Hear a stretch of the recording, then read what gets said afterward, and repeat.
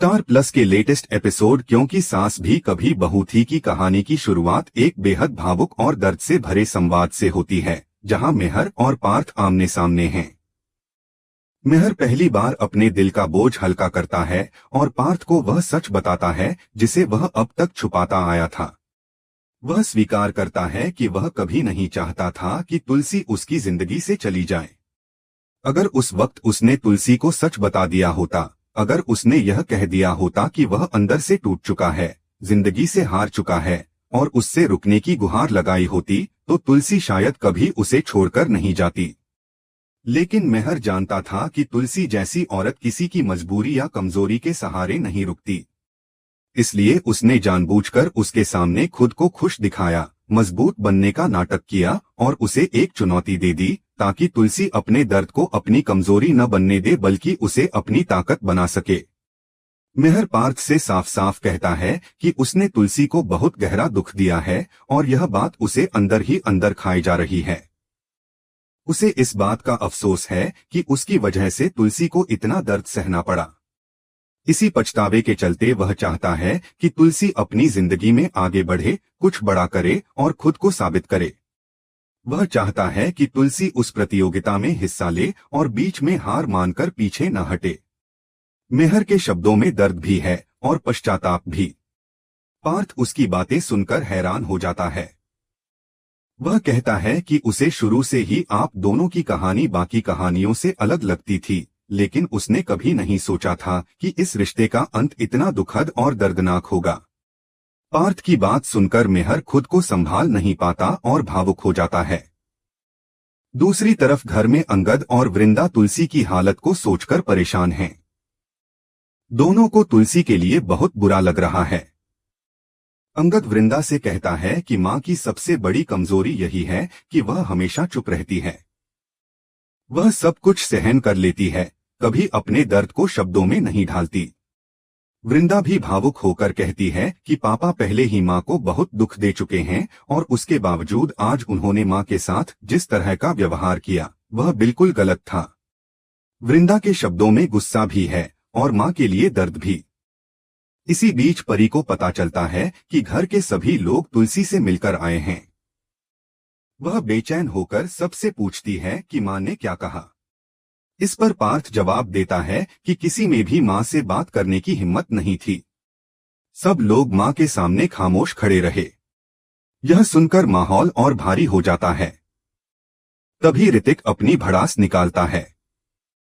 वह कहता है कि अगर पापा से गलती हुई थी तो मां ने सिर्फ पापा को ही क्यों नहीं छोड़ा, बल्कि हम सबको भी क्यों छोड़ दिया। वह अपने अंदर चल रही उथल पुथल को जाहिर करता है और मिताली से शादी को लेकर भी पछतावा महसूस करता है। ऋतिक कहता है कि वह मां के बिना कुछ भी नहीं है, उसकी पूरी पहचान मां से जुड़ी हुई थी। फिर भी तुलसी उसे छोड़कर चली गई। गुस्से और दर्द में वह यह तक कह देता है कि अब वह तुलसी से कभी बात नहीं करेगा। ऋतिक की यह हालत देखकर परी उसे समझाने की कोशिश करती है। वह कहती है कि मां को दोष देना सही नहीं है, क्योंकि वह मां के दर्द को समझ सकती है। परी मानती है कि जिंदगी में जो कुछ भी हमारे साथ होता है, उसके जिम्मेदार कहीं न कहीं हम खुद होते हैं। वह खुद को भी दोषी मानती है और कहती है कि उसने भी मां के साथ बहुत गलत किया है। उसे इतनी शर्मिंदगी महसूस हो रही है कि वह मां के सामने आने की हिम्मत तक नहीं जुटा पा रही है। परी के शब्दों में पछतावा साफ झलकता है। उधर गायत्री को यह पता चलता है कि तुलसी मुंबई में है और यह जानकर वह हैरान रह जाती है। उसके चेहरे पर कई सवाल उभर आते हैं। वहीं दूसरी तरफ वृंदा तुलसी के पास पहुंचती है और उससे चाय पीने के लिए कहती है। वह तुलसी से खुलकर बात करती है और कहती है कि मिरर ने उसके साथ ठीक व्यवहार नहीं किया। वृंदा सास के प्रति अपनी नाराजगी जाहिर करती है, लेकिन तुलसी उसे रोक देती है। तुलसी बहुत सधे हुए शब्दों में कहती है कि सास के प्रति सहानुभूति रखना एक अच्छी बात है, लेकिन ससुर की इतनी बुराई नहीं करनी चाहिए कि एक दिन पति को बुरा लग जाए। तुलसी की यह सोच उसकी परिपक्वता और रिश्तों को संभालने की समझ को दिखाती है। इधर मेहर अपने किए पर लगातार पछता रहा है। वह अकेले में दुखी होता है और अपने फैसलों पर सवाल उठाता है। उसे एहसास होता है कि उसने जो भी किया उसका असर सिर्फ तुलसी पर नहीं बल्कि पूरे परिवार पर पड़ा है। वहीं तुलसी वृंदा से अपनी जिंदगी की सच्चाई साझा करती है। वह कहती है कि हम औरतें अपने रिश्तों के लिए पूरी तरह समर्पित होती हैं। हम अपनी पूरी जिंदगी जिम्मेदारियां निभाने में लगा देती हैं, अपने सपनों को पीछे छोड़ देती हैं और हर हाल में परिवार को जोड़कर रखने की कोशिश करती हैं। तुलसी के शब्दों में न कोई शिकायत है और न ही कड़वाहट, बल्कि एक गहरी सच्चाई और अनुभव की झलक है। कहानी के इस दूसरे हिस्से में भावनाओं और टकराव की गहराई और ज्यादा बढ़ जाती है।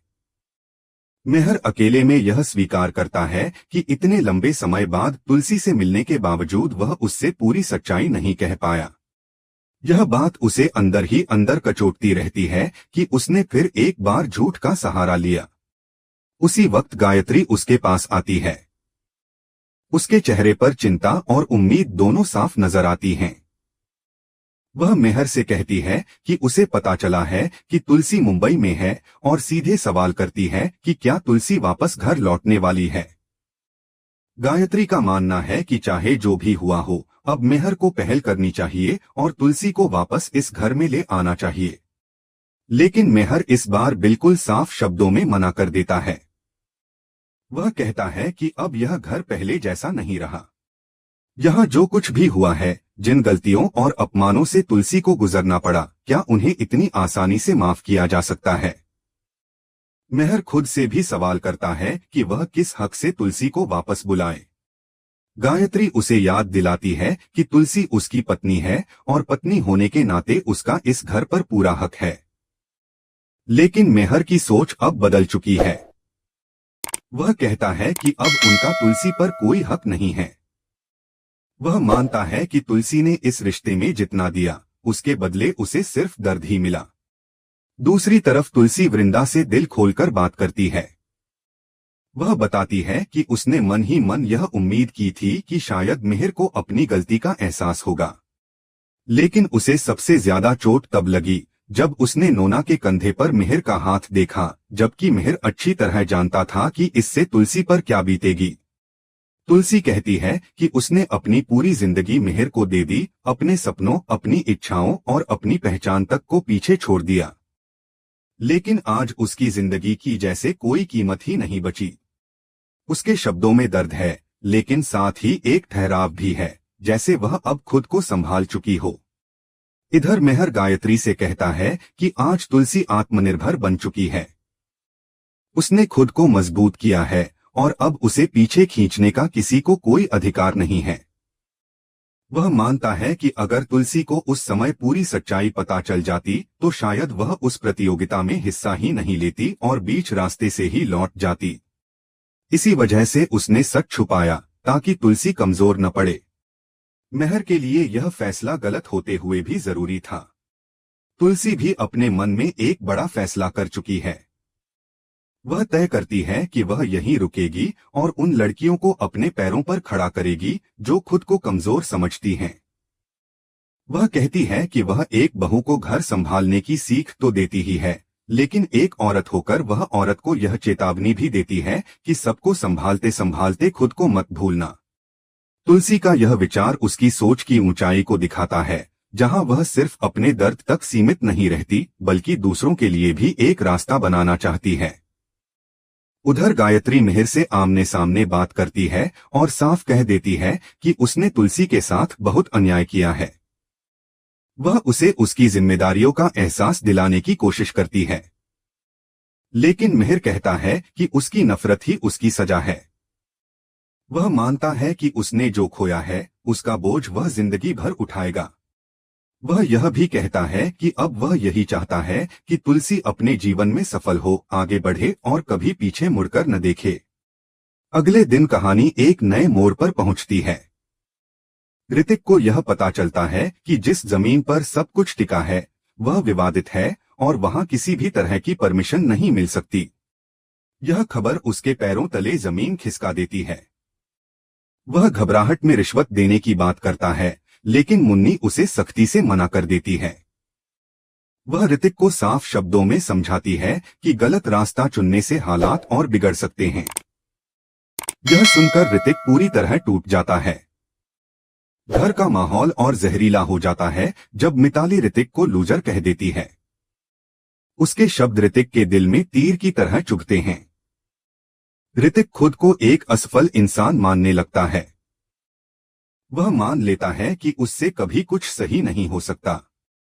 इसी दौरान तुलसी वहां मौजूद होती है और यह सारी बातें सुन लेती है। उसे पता चलता है कि ऋतिक की एक बेटी भी है और शांतिनिकेतन दांव पर लगा हुआ है। ऋतिक का दर्द और गहरा तब हो जाता है जब वह कहता है कि उसकी बेटी को यह तक नहीं पता कि मां का प्यार क्या होता है। उसके शब्दों में टूटे हुए इंसान की बेबसी साफ झलकती है। तभी तुलसी उसके सामने आकर खड़ी हो जाती है। उसका आना जैसे पूरे माहौल को थाम लेता है। ऋतिक के सामने तुलसी को देखकर कहानी यहीं पर थम जाती है और एपिसोड खत्म हो जाता है। अगले एपिसोड की झलक में दिखाया जाता है कि ऋतिक तुलसी से अपनी शिकायतें करता है और खुद को नुकसान पहुंचाने की कोशिश भी करता है। हालात इतने बिगड़ जाते हैं कि उसे अस्पताल ले जाया जाता है। अस्पताल में तुलसी मेहर को डांटती है और बेटे के भविष्य और जिम्मेदारी पर सवाल उठाती है। इस तरह यह एपिसोड दर्द, पछतावे, फैसलों और रिश्तों की जटिलता को और गहराई से दिखाता है, जहां हर किरदार अपनी अपनी लड़ाई लड़ता नजर आता है। आज का एपिसोड दर्शकों को भावनात्मक रूप से झकझोर देता है। आपको यह एपिसोड कैसा लगा, हमें कमेंट करके जरूर बताएं। ऐसे ही डेली अपडेट्स के लिए वीडियो को लाइक करें और चैनल एसजी सीरियल अपडेट्स को सब्सक्राइब करना न भूलें।